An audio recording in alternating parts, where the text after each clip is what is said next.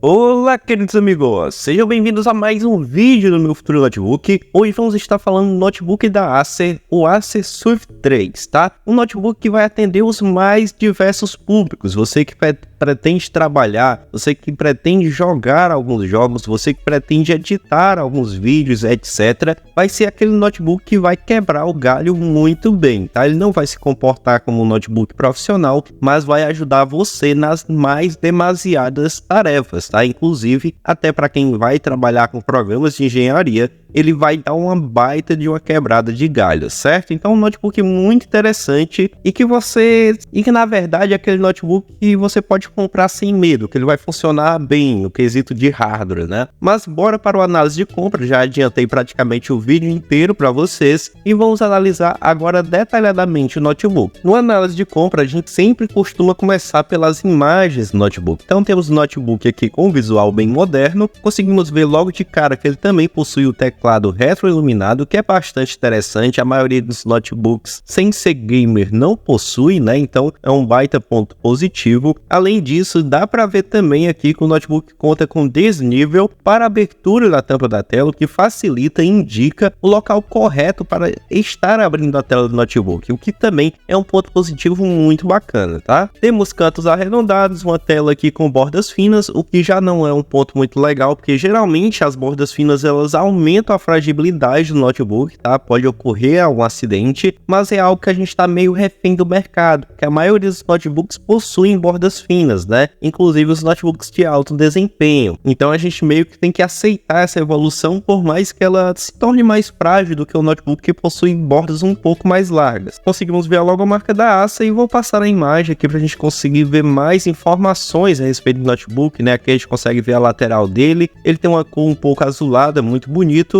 E também tem aqui um material bem reflexivo, né? Inclusive o touchpad é quase invisível aqui no notebook, que torna ele bem bonito e bem interessante, né? Conseguimos ver algumas portas, mas um pouco mais para frente eu vou falar mais a respeito delas. E aqui logo de cara também, né? Tá mostrando o sistema operacional Windows 11 nessa tela aqui bem bonita, que logo depois a gente fala a respeito da tela e o tamanho do notebook, porque esse notebook aqui é um pouco menor do que os notebooks convencionais, tá? Aqui conseguimos ver o teclado, né? Dá para ver aqui que o notebook possui dobradiças nos cantos. Essa dobradiça, inclusive, ela é um pouco mais frágil do que a dobradiça inteiriça, tá? Por quê? Esse tipo de dobradiça, se você abre a tela de forma errada, forçando mais um lado que o outro, vai prejudicando ela com o tempo, até chegar o momento que ela vai quebrar. A dobradiça inteiriça, ela pega de uma ponta a outra do notebook. Então, mesmo que você force mais esse lado, o peso é dividido na carcaça, certo? Mas, para compensar esse ponto negativo, né? A gente tem aquele desnível para a abertura da tampa que eu mostrei para vocês aqui, ó. Que mostra exatamente onde você deve estar abrindo o notebook para evitar esse tipo de acidente, tá? Então você abrindo da maneira correta é bem mais interessante, porque vai aumentar a durabilidade dessa dobradiça, tá? Mas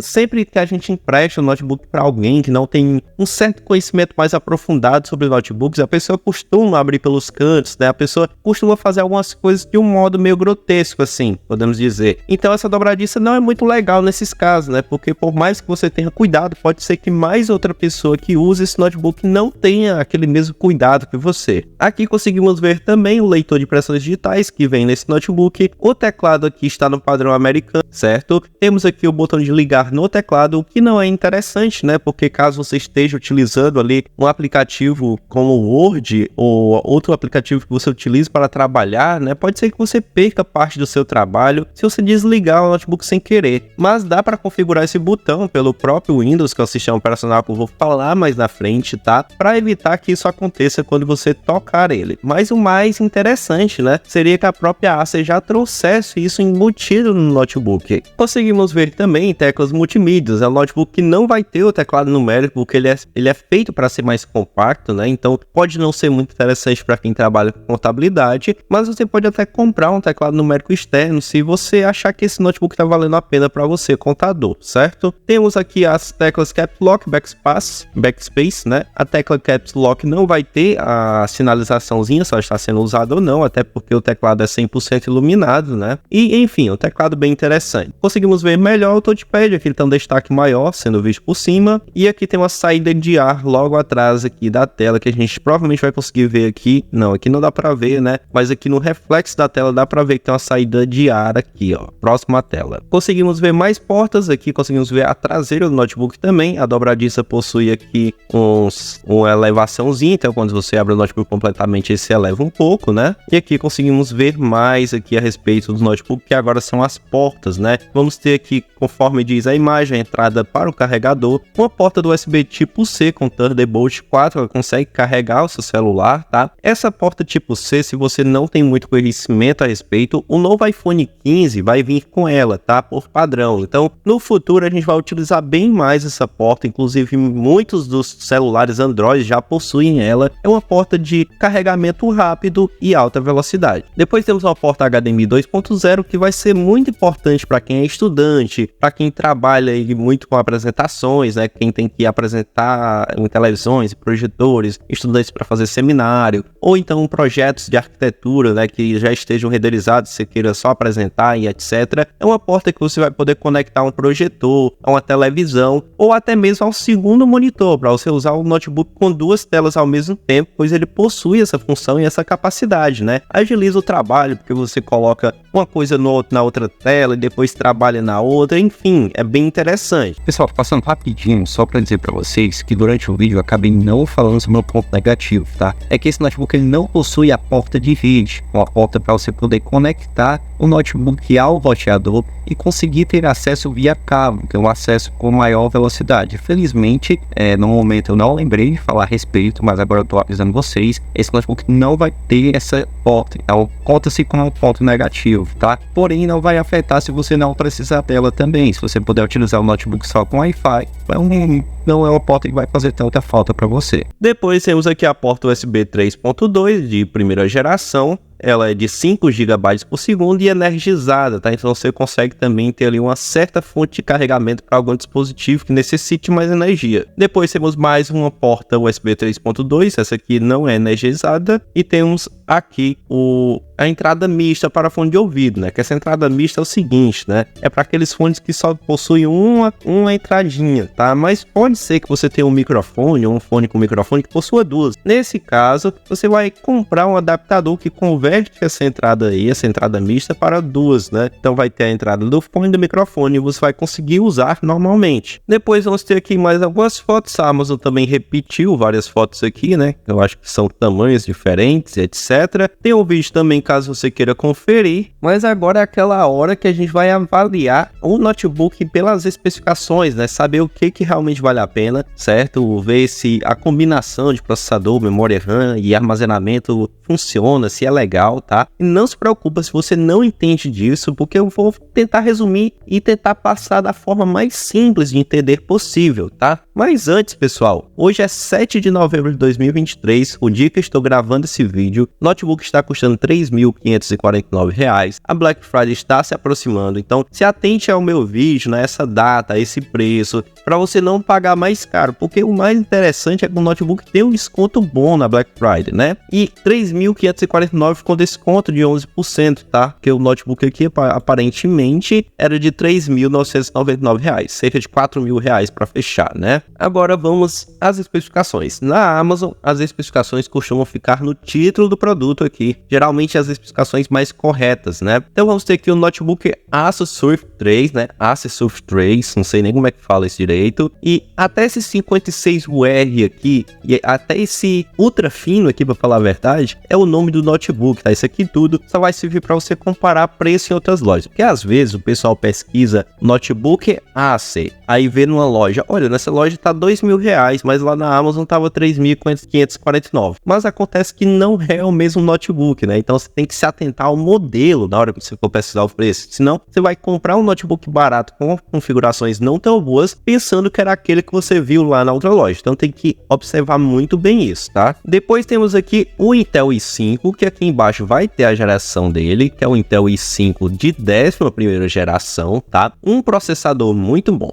Ó, na Intel a gente tem vários tipos de processadores, tá? A gente começa lá no Celeron, o Pentium, o i3 e o i5, o i7, o i9, dependendo de quando você for ver esse vídeo, pode ter uma nova linha de processadores. O que acontece, né? Como você viu, a gente pulou várias casas para chegar no i5, né? Temos o Celeron, que é básico, o Pentium é básico, o i3 é intermediário, o i5 é intermediário avançado. Então você consegue fazer muita coisa com esse processador, como eu falei lá no começo do vídeo, né? É um notebook que vai atender, de certa forma, quebrando o galho, a maioria das pessoas, tá? Para estudante não vai ter defeito nenhum, nada vai atrapalhar a sua vida nesse notebook aqui. Travamento vai ser uma coisa muito rara, raríssima assim, certo? Mas se você é um estudante de engenharia, de arquitetura, claro que renderizar projetos nesse notebook, ele não vai possuir uma placa gráfica ali dedicada, né? Vai ser a placa gráfica do computador. Ele até consegue renderizar alguns projetos, até consegue renderizar algumas estruturas 3D, mas ele vai ser sempre o quebra-galho, tá? Ele vai funcionar bem de certa forma, mas ele nunca vai ser aquele computador top dos tops, do arquiteto mais famoso que utiliza para renderizar, do engenheiro mais famoso que utiliza para calcular as estruturas no AutoCAD, certo? Para você aí que vai trabalhar com design, é um notebook que vai quebrar muito galho, mas vai quebrar muito bem mesmo, vai se comportar até como se fosse um notebook mais poderoso para você editar imagens, para você editar vídeos, tá? Lógico que o tempo de renderização de um notebook não é dedicado à edição de vídeos, porque esse notebook é um geralzão, né, um intermediário avançado, não vai ser o mesmo que um notebook dedicado para isso, né? Isso é lógico, mas ele vai quebrar muito bem o galho para você não ter que pagar muito caro para um notebook top de linha também. Então esse processador vai atender muito bem os mais diversos pontos. Então se você chegar nesse vídeo se perguntando, será se serve para me programar? Serve. Será se serve para mim editar vídeo? Serve. Vai demorar um pouco para renderizar os vídeos, mas serve, certo? Então